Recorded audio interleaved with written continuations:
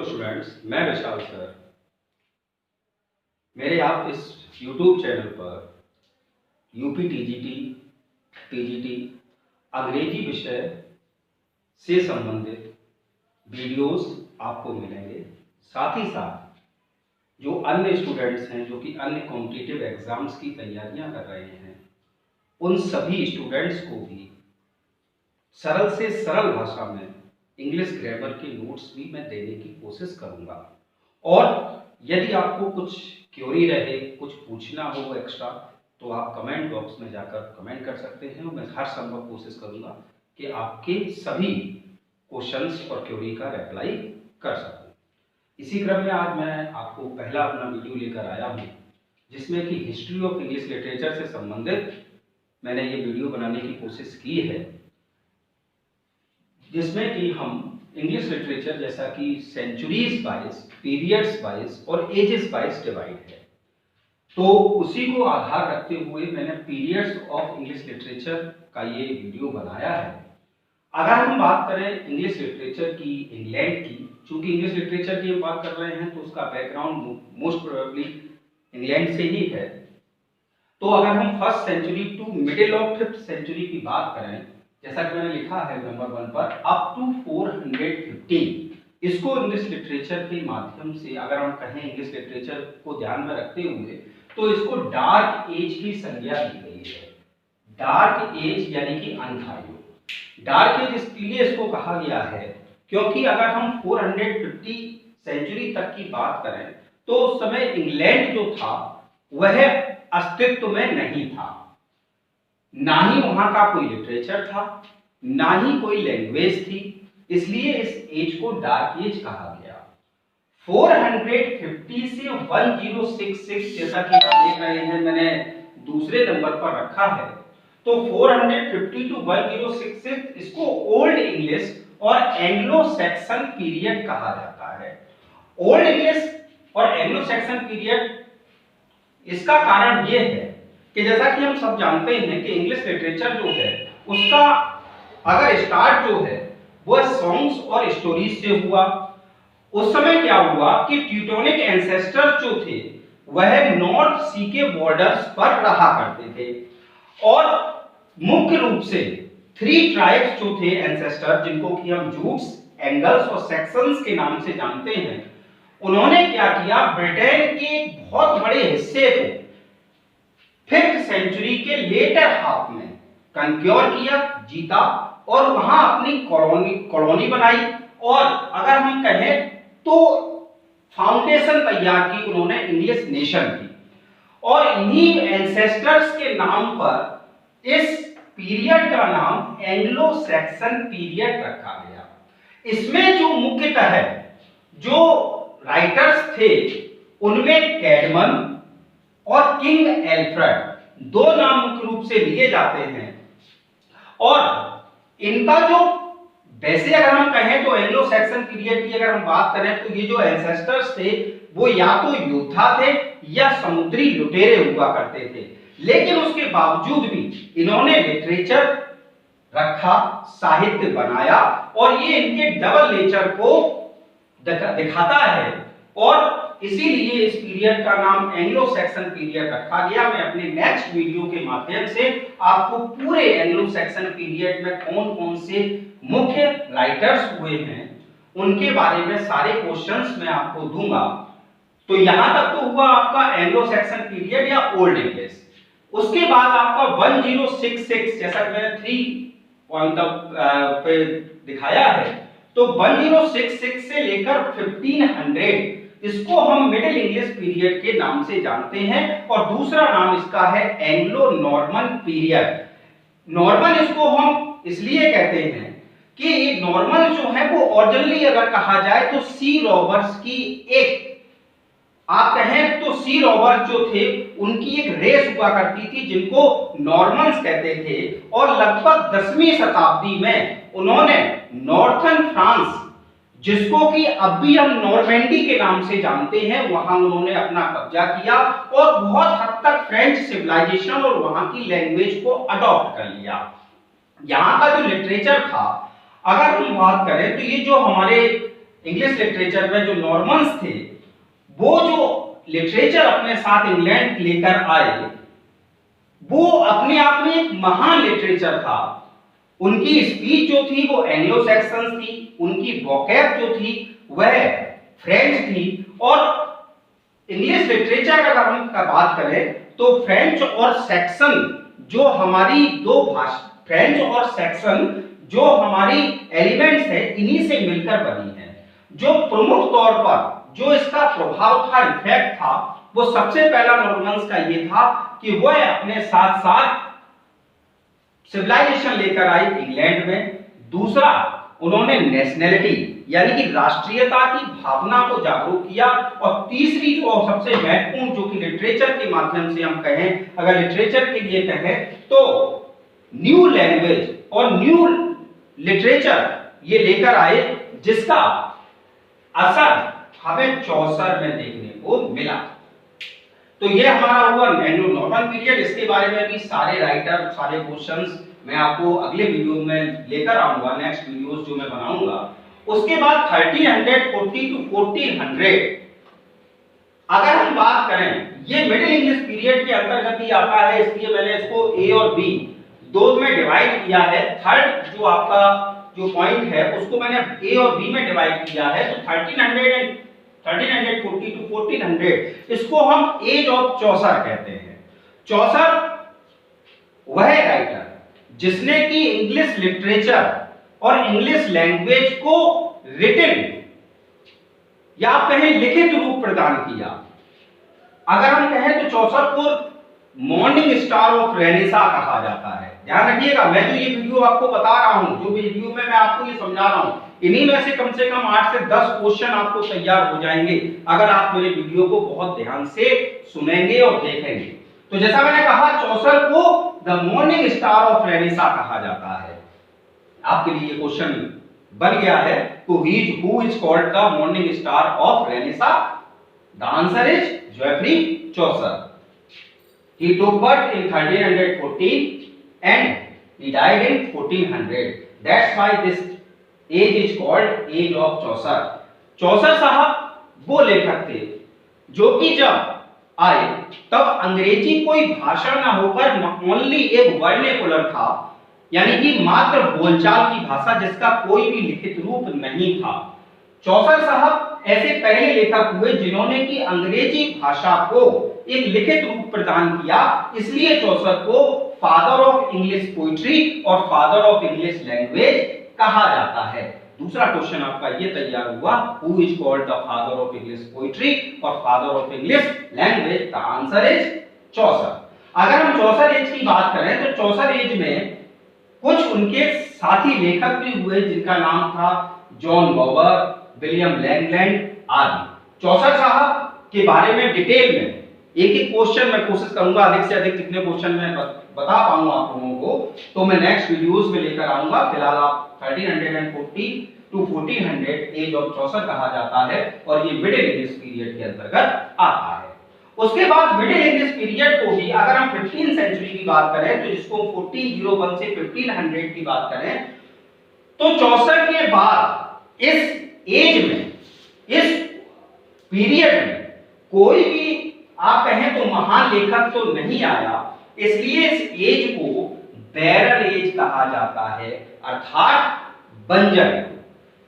बंजर जैसा कि हम जानते हैं, जमीन जहां कुछ भी पैदा नहीं होता उसको बंजर कहा जाता है, बैरन कहा जाता है। और चूंकि इंग्लिश लिटरेचर में यहां कुछ भी बड़ा अचीवमेंट नहीं है, इसलिए बैरन एज कहा जाता है। लेकिन एक बहुत बड़ी उपलब्धि लिटरेचर के हिसाब से अगर इस एज में हुई तो वो था invention of printing press. 15th century में अगर सबसे बड़ा कोई अचीवमेंट है तो वो है इन्वेंशन ऑफ प्रिंटिंग प्रेस, यानी कि प्रिंटिंग प्रेस का आविष्कार, जिसका क्रेडिट जाता है विलियम कैक्सटन को, जिन्होंने की प्रिंटिंग प्रेस का आविष्कार किया, जिससे कि अधिक से अधिक आप कहें तो नई नई बुक्स पब्लिश हो सकी, नई नई बुक्स छप पाई। इसलिए बैरन एज तो है राइटर्स के आधार पर देखा जाए, लेकिन अचीवमेंट है इन्वेंशन ऑफ प्रिंटिंग प्रेस, और इस एज के बारे में मैं आपको बताऊंगा नेक्स्ट वीडियोस में। अब आपका फोर्थ नंबर पर लिखा हुआ है 1500 to 1600, जिसको कि रेनेसा कहा गया। द रेनेसा और अर्ली मॉडर्न।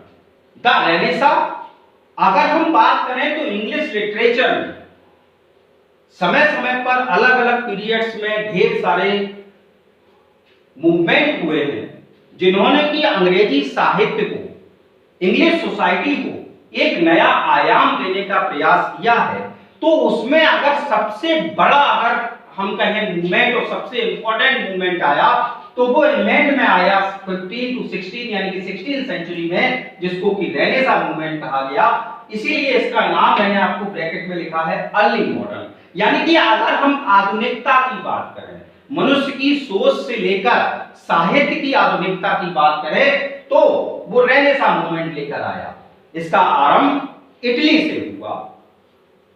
एक समय था जब इंग्लैंड के जो स्कॉलर्स थे वो अपनी एजुकेशन जब वो प्राप्त करते थे तो ये मानते थे कि जब तक वो इटली ना गए तब तक उनकी एजुकेशन पूरी नहीं हो पाई। यानी कि आप कह सकते हैं कि it was the necessary part to go to Italy and learn there. तो वही जो स्कॉलर्स इटली गए, वही उसमें आपके चौसर साहब भी थे जो कि अपने लाइफ टाइम में इटली गए थे, और वहां से जो उन्होंने सीखा, जो पुराने राइटर्स थे, खास तौर से अगर हम बात करें राइटर्स में, तो रेनेसा मूवमेंट में जो राइटर्स थे, जैसे कि पुराने राइटर्स होमर, वर्जिल, मैकाइवले जैसे महान लेखक जो कि प्राचीन साहित्य में हुए, उनकी बुक्स का ट्रांसलेशन हुआ इंग्लिश में। इंग्लैंड में वो बुक्स, उनके थॉट्स, उनकी जो समझ थी सिविलाइजेशन को संबंधित, वह सब कुछ इस रेनेसा मूवमेंट के माध्यम से इंग्लैंड में आई। इसलिए इसको रेनेसा और अर्ली मॉडर्न कहा जाता है। मैं रेनेसा से कनेक्टेड भी क्वेश्चंस आपको वीडियोस के माध्यम से बताऊंगा, कौन कौन से महान लेखक इसमें हुए, क्या क्या हुआ, और भी जो भी कुछ कनेक्टेड होगा इससे। उसके बाद अगर हम 16th सेंचुरी को डिवाइड करते हैं तो 16th सेंचुरी को एक पॉइंट रेनेसा के माध्यम से और दूसरा अचीवमेंट इंग्लिश लिटरेचर में अगर कुछ होता है तो वो है एलिजाबेथन एज, जो कि हमारा 1558 से 1603 तक चला। उस समय इंग्लैंड की महारानी एलिजाबेथ थी और उन्हीं के नाम से इस एज का नाम पड़ा एलिजाबेथन एज। यह वो एज है जिसमें कि विलियम शेक्सपियर जैसे महान लेखक का जन्म हुआ, जिसमें कि अन्य भी लेखक हुए, जैसे कि हम बात करें तो यूनिवर्सिटी बेट्स भी आपके एलिजाबेथन एज में आए, जिन्होंने कि शेक्सपियर के लिए जमीन तैयार की जिससे कि शेक्सपियर साहब अपनी लेखनी को आगे बढ़ा सके। यूनिवर्सिटी बेट्स वे स्कॉलर्स हुआ करते थे जो कि ऑक्सफोर्ड और कैम्ब्रिज यूनिवर्सिटी के स्कॉलर्स थे और जिन्होंने भी ड्रामा राइटिंग को अपना प्रोफेशन बनाया था। तो ये एज है एलिजाबेथन एज। एक बहुत ज्यादा अच्छा क्वेश्चन यहाँ मेरे ध्यान में आ रहा है जो कि प्रायः पूछा जाता है, which age in English literature is called the nest of singing birds? Which age of English literature is called the nest of singing bird? The answer is Elizabethan age. ठीक। उसके बाद आपकी आई 17th सेंचुरी, जिसको कि 1600 to 1700 मैंने यहाँ दर्शाया है। इसको मैंने 4 पार्ट्स में डिवाइड किया है। सबसे पहला है 1603 से 1625 तक, जिसको कि जैकोबियन एरा कहा जाता है। उसका जैकोबियन नाम इसलिए पड़ा क्योंकि 1603 में स्कॉटलैंड के राजा जेम्स 6, स्कॉटलैंड के किंग जेम्स 6 जो थे वह इंग्लैंड के राजा बने जेम्स फर्स्ट के रूप में, और उन्हीं के नाम पर इस एज का नाम जैकोबियन एज पड़ा। कौन कौन से इसमें राइटर्स थे वो सारी चीजें मैं आपको एक एक वीडियोस के माध्यम से बताता रहूंगा। उसके बाद 1625 to 1649 इसको कैरोलिन एज कहा गया। कैरोलिन एज इसलिए इसको कहा गया क्योंकि उस समय चार्ल्स फर्स्ट इंग्लैंड के राजा थे और चार्ल्स शब्द को अगर हम लैटिन में ट्रांसलेट करते हैं तो उसका नाम आता होता है कैरोलिन, और इसी कारण से इस एज का नाम होता है कैरोलस, और कैरोलस से नाम पड़ा कैरोलिन, और इसीलिए इस एज का नाम रखा गया कैरोलिन एज। उसके बाद सी पार्ट, अगर हम बात करें 17वीं सेंचुरी में, तो सी पार्ट जो है उसको 1649 से 1660 तक डिवाइड किया गया है, जिसको कि हम कॉमनवेल्थ पीरियड कहते हैं। कॉमनवेल्थ पीरियड इसलिए कहते हैं क्योंकि उस समय इंग्लैंड, वेल्स, आयरलैंड, स्कॉटलैंड एक रिपब्लिक की तरह थे, और चूंकि ये रिपब्लिक थे तो सब कॉमन था, इसलिए इसका नाम पड़ा कॉमनवेल्थ पीरियड। और एक और क्वेश्चन बनता है यहाँ कि कॉमनवेल्थ पीरियड में सबसे बड़ा लीडर कौन था, तो आप उसका आंसर देंगे क्रॉमवेल। जैसा कि मैंने अभी आपको बोला था कि इस वीडियो से ही मैं आपको 8 से 10 क्वेश्चन याद कराने की कोशिश करूंगा, तो वही उसी क्रम में अगर आपसे कोई पूछ बैठे who is the greatest leader in the commonwealth period, then you have to answer Cromwell. उसके बाद लास्ट जो है इसको हम कहते हैं 1660 टू 1700, इसको रिस्टोरेशन कहा गया। रिस्टोरेशन इसको इसलिए कहा गया क्योंकि किंग चार्ल्स सेकंड जो थे वह इंग्लैंड के राजा उस समय थे, और उनकी मोनार्ची थी, और तब इसका नाम पड़ा रिस्टोरेशन एज। नेक्स्ट आपका आता है जिसको मैंने 6 नंबर दिया है, जिसको हम लोग 18वीं सेंचुरी के नाम से जानेंगे, 1700 टू 1800, इसको हम कहेंगे द नियो क्लासिकल पीरियड। अब इसमें आप नाम में ही देख रहे हैं, इससे ही आपको अंदाजा हो जाएगा कि आखिरकार इस पीरियड में क्या क्या मुख्यतः चीजें रही होंगी। जैसा कि एक शब्द है नियो, दूसरा है क्लासिकल। नियो शब्द जो है न्यू, और क्लासिकल यानी कि प्राचीन। तो प्राचीन साहित्य को, जो एंशिएंट लिटरेचर था, जैसा कि ग्रीक, इटैलिक जो या फ्रेंच लिटरेचर जो था, उसको नए रूप में इंग्लिश लिटरेचर के माध्यम से प्रस्तुत किया गया।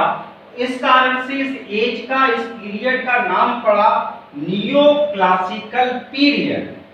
इसमें खास तौर से मैंने जो बात कही, रोमन्स और ग्रीक लिटरेचर जो थे, उन रोमन और ग्रीक लिटरेचर को इमिटेट किया गया है एक नए रूप में, वहां से इंस्पिरेशन लेते हुए नए रूप में उसको प्रस्तुति करने का कार्य किया गया। इसलिए इस एज को हम नियो क्लासिकल पीरियड के नाम से जानते हैं। इसको अगर हम डिवाइड करें तो दो आपके सामने लिखे हुए हैं, 1700 टू 1745। 1700 टू 1745 इसको ऑगस्टन एज कहा जाता है। ऑगस्टन एज या age of Alexander Pope. Augustan age या एज ऑफ अलेक्जेंडर पोप क्या था? उस समय इंग्लैंड की रानी जो महारानी हुआ करती थी, उनका नाम था क्वीन एने, और उस समय के जो किंग थे इंग्लैंड के, वो थे king George first. King George second, first और सेकंड दोनों ही इसी पीरियड में राजा बने इंग्लैंड के। और सॉरी, साथ ही साथ उस समय जो सबसे बड़े लेखक हुए अगर ऑगस्टन एज के, तो उनका नाम था अलेक्जेंडर पोप। इनको आप कहें तो क्लासिकल लिटरेचर का बहुत बड़ा लेखक इनको माना जाता है अंग्रेजी साहित्य के रूप में। और इनकी जो पोइट्री थी, आगे चलकर उसमें बहुत अधिक परिवर्तन आया, क्योंकि उनका यह मानना था पोप साहब का कि जो पोइट्री होती है वो आम जनमानस के लिए नहीं होती, वो higher level, higher sensibility, higher morality और हायर फिलॉसफी को समझने वाले लोगों के लिए होती है। इनके बारे में भी मैं विस्तृत चर्चा आपको, इनके जब अलेक्जेंडर पोप के बारे में वीडियो बनाऊंगा तब मैं आपको दूंगा। उसके बाद दूसरा जो, जैसा कि मैंने भी लिखा है, 1745 टू 1798, इसको हम था age of sensibility, transitional period या एज ऑफ डॉक्टर जॉनसन के नाम से जानते हैं। एज ऑफ सेंसिबिलिटी, सेंसिबिलिटी से मतलब है सेंस, सेंसिबिलिटी से मतलब है सेंस, जब पोइट्री में जो ह्यूमन में 5 सेंस ऑर्गन्स होते हैं, जब सेंसुअस वर्ड पिक्चर्स का इस्तेमाल होने लगा, तब नाम पड़ा सेंसिबिलिटी। ट्रांजिशनल था क्लासिकल लिटरेचर या क्लासिकल पोइट्री का जो स्कूल था अलेक्जेंडर पोप का, उसमें नवीनीकरण लाया गया, ट्रांसलेट किया गया, इसलिए मतलब ट्रांजिशन आया, इसलिए इस एज का नाम पड़ा ट्रांजिशनल पीरियड। साथ ही साथ इस एज को हम एक और महान लेखक के नाम से भी जानते हैं, जिसको कि डॉक्टर जॉनसन के नाम से जाना जाता है। डॉक्टर जॉनसन की बात अगर हम करें तो ये अपने आप में एक पोइट भी थे, एसेइस्ट भी थे, मोरलिस्ट भी थे, क्रिटिक भी थे, बायोग्राफर भी थे, एडिटर भी थे, और साथ ही साथ जिसने डॉक्टर जॉनसन को डॉक्टर जॉनसन बनाया, उनके द्वारा किया गया एक बहुत ही महत्वपूर्ण कार्य, जिसको कि हम उनकी डिक्शनरी के रूप में उनको याद करते हैं, जो डिक्शनरी बनाने का काम उन्होंने किया है इंग्लिश लिटरेचर, इंग्लिश की लैंग्वेज की, इसलिए इनको हम लेक्सियोग्राफर भी ये थे, और इन्हीं के नाम से इस एज का नाम एज ऑफ डॉक्टर जॉनसन पड़ा। उसके बाद हम लोग आते हैं नेक्स्ट 19th सेंचुरी पर। 19th सेंचुरी को 1798 टू 1837 सबसे पहला द रोमांटिक पीरियड या एज ऑफ विलियम वर्ड्सवर्थ। अगर हम बात करें इंग्लिश पीरियड, इंग्लिश लिटरेचर की, तो इंग्लिश लिटरेचर में बहुत ही खास तौर से इंग्लिश पोइट्री की यदि हम बात करें, तो इंग्लिश पोइट्री के को ध्यान में रखते हुए रोमांटिक पीरियड अपने आप में बहुत इनरिच पीरियड रहा है। 1798 ये वो डेट है, वो ईयर है, जिसने कि अंग्रेजी साहित्य को एक नया पीरियड देने का कार्य किया, रोमांटिक पीरियड, जिसके प्रमुख सूत्रधार थे विलियम वर्ड्सवर्थ। विलियम वर्ड्सवर्थ ने एक नए प्रकार की कविताएं लिखी। टी.एस.डी. कॉलेज के साथ मिलकर, दो को राइटर थे जो कि कॉलेज साहब उनके, दोनों ने मिलकर एक नवीन, एक न्यू टाइप ऑफ पोइट्री बनाई, जिसका पुस्तक का नाम रखा गया, बुक का नाम रखा लिरिकल बैलेड्स। और लिरिकल बैलेड्स जो थी वो 1798 में पब्लिश होती है, और 1798 में पब्लिकेशन के बाद ही इस एज का नाम रोमांटिक एज पड़ता है। रोमांटिक एज के महत्वपूर्ण जो लेखक हैं, जो पोइट्स हैं, मैंने कहा इनरिच किया है इन्होंने इंग्लिश लिटरेचर को, तो विलियम वर्ड्सवर्थ, पी.बी. शेली, जॉन कीट्स, एस.टी. कॉलरेज जैसे महान पोइट्स इस रोमांटिक पीरियड में हुए हैं। अगर हम कोट्स की बात करें तो कोट्स को एक नवीन तरीके से प्रस्तुतिकरण करना, जॉन कीट्स के द्वारा, विलियम वर्ड्सवर्थ के द्वारा, पी.बी. शेली साहब के द्वारा, इन्होंने बहुत इनरिच किया है इंग्लिश पोइट्री को, और इन्हीं के कारण इस एज का नाम था एज ऑफ वर्ड्सवर्थ या रोमांटिक पीरियड पड़ा। इस एज के बारे में आपको बहुत लंबा वीडियो बनाने की जरूरत पड़ेगी मुझे, क्योंकि इसमें 4 प्रमुख ऐसे पोइट्स हैं जिनके बारे में जितनी बात की जाए वो बहुत कम है। और टीजीटी के माध्यम से अगर हम टीजीटी का तैयारी करेंगे तो टीजीटी में विलियम वर्ड्सवर्थ आपके सिलेबस के प्रमुख पोइट के रूप में आपको पढ़ने पड़ेंगे। तो उसके बारे में मैं आपको बताता रहूंगा, और काफी क्वेश्चंस इसके लिए आपको तैयार रखने पड़ेंगे। लेकिन आप ध्यान रखें, रोमांटिक पीरियड का आरंभ 1798 में हुआ, और किस बुक के पब्लिकेशन से हुआ? लिरिकल बैलेड्स से। ठीक, ये भी आपके लिए क्वेश्चन तैयार होता है कि आखिरकार 1798 क्यों फेमस है? तो रोमांटिक एज आरंभ हुआ। रोमांटिक एज कब से आरंभ हुआ? लिरिकल बैलेड्स के पब्लिकेशन से आरंभ हुआ। उसके बाद बी मैंने 19th सेंचुरी को 2 भागों में डिवाइड किया है। दूसरा भाग है 1837 से 1901, जब रानी विक्टोरिया इंग्लैंड की क्वीन हुआ करती थी, उन्हीं के नाम से पड़ा विक्टोरियन एज, विक्टोरियन एज। अगर हम इस एज की बात करें तो ये एज ऑफ क्लेश कहा जाता है। क्लेश बिटवीन साइंस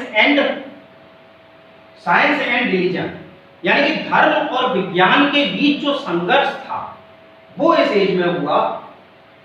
इसलिए, और इस एज के जो सबसे बड़े पोएट हुए उनका नाम था एल्फ्रेड टेनिसन, इसलिए इस एज का नाम पड़ा एज ऑफ टेनिशन। तो विक्टोरियन पीरियड 1837 में शुरू होता है, 1901 तक चलता है।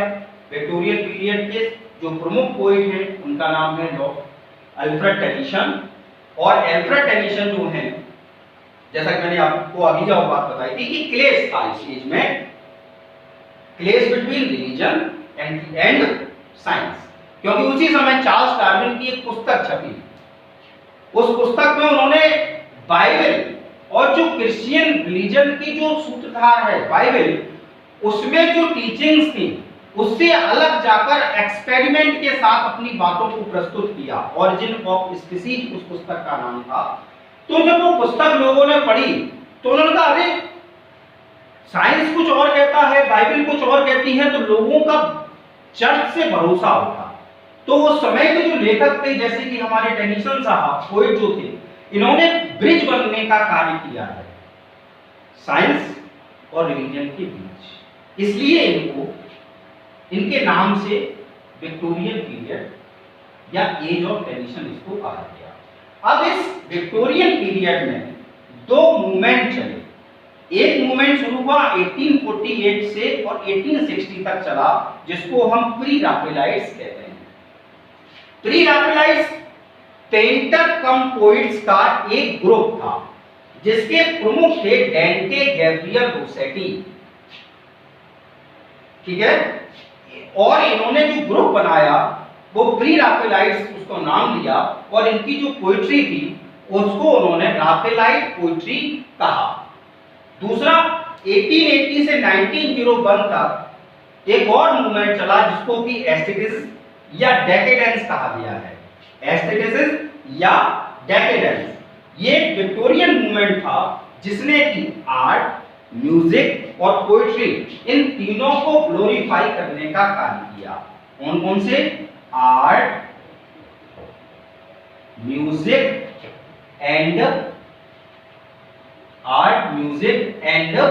पोएट्री, इन तीन को ग्लोरीफाई करने का कार्य किया है एस्थेटिसिज्म और डेकेडेंस मूवमेंट ने। ये आपका 1880 से 1901 तक चला। उसके बाद अगर हम 20th सेंचुरी की बात करें तो 20th सेंचुरी को दो भागों में डिवाइड किया गया है। 1901 से 1945 जिसको कि मॉडर्न पीरियड कहा गया है, और 1945 से टिल डेट जब मैं आज आपके लिए ये वीडियो बना रहा हूं तो इस एज को पोस्ट मॉडर्निज्म कहा गया है।